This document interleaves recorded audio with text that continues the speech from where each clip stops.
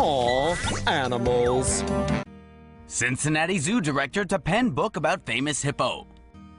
Move over, Harambe! The Cincinnati Zoo's got a bright, shining star whose cuteness, it hopes, will make everyone forget about that dark day in May of 2016. This January, Fiona the hippo was born 6 weeks premature, weighing in at only 29 pounds, tiny compared to the average weight of between 55 and 120 pounds. Unable to stand and unwilling to eat, the baby hippo required oxygen tubes and 24-hour care for months to stay alive, which the zoo staff admits was very much in doubt. Now 6 months old and her scale reading a whopping 421 pounds, Fiona the hippo is out of the woods and set to make a big splash on the covers of books.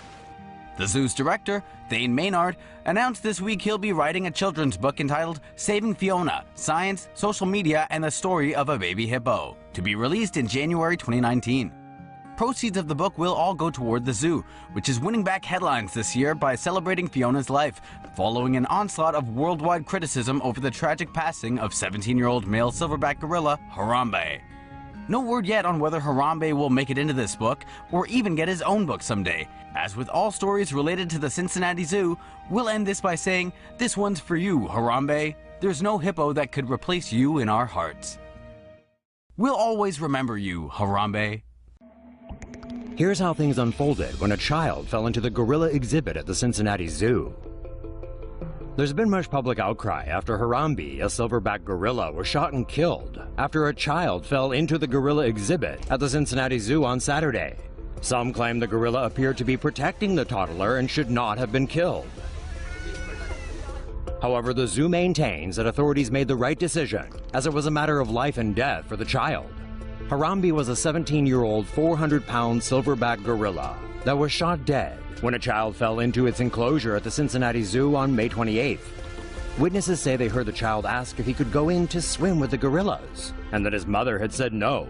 However, the 4-year-old managed to get past a 3-foot-tall railing and bushes that were roughly 4 feet wide before falling into the animal enclosure.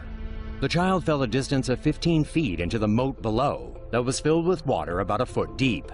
3 gorillas were in the enclosure at the time, but zookeepers managed to call 2 of them inside.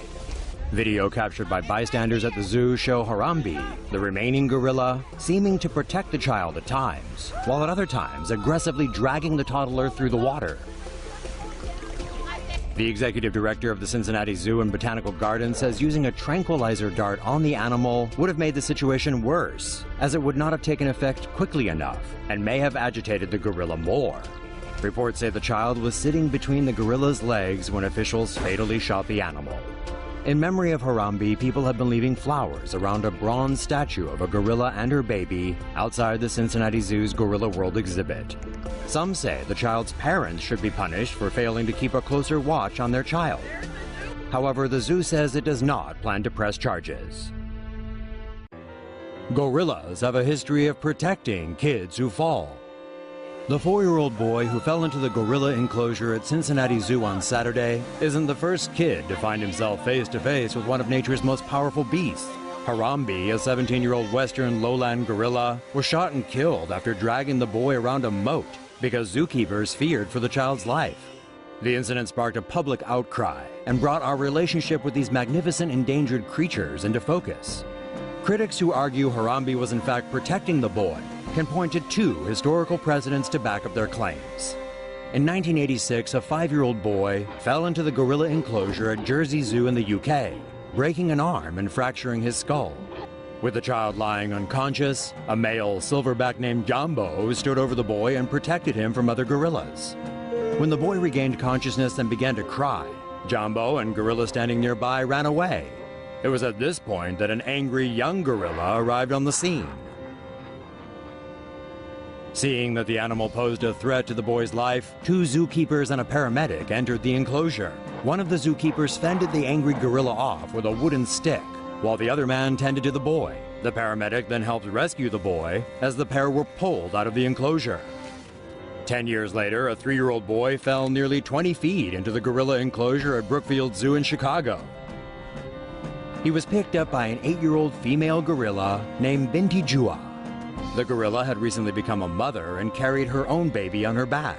Binti Jua carried the boy to a door in the enclosure and guarded him from other gorillas. Paramedics were then able to retrieve the boy, who had a broken hand and cuts to his face. So it's clear that gorillas have a history of protecting children who fall into their enclosures. Both of these stories have happy endings. Unfortunately, the same cannot be said for Harambe, as the uproar over the killing of the Cincinnati Zoo gorilla continues to be heard. Will Zoo's new gorilla barrier keep inquisitive minds out?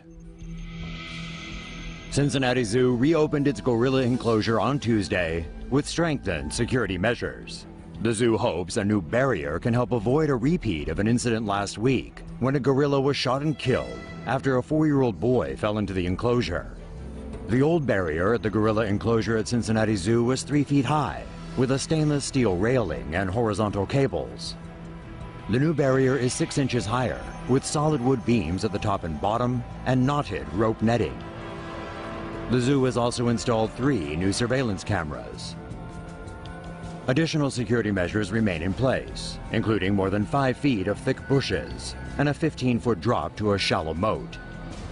So will the new security measures keep curious youngsters from wandering where they shouldn't? Will an extra 6 inches really make all the difference when it comes to avoiding any more unnecessary killings of endangered gorillas? Let us know in the comments below.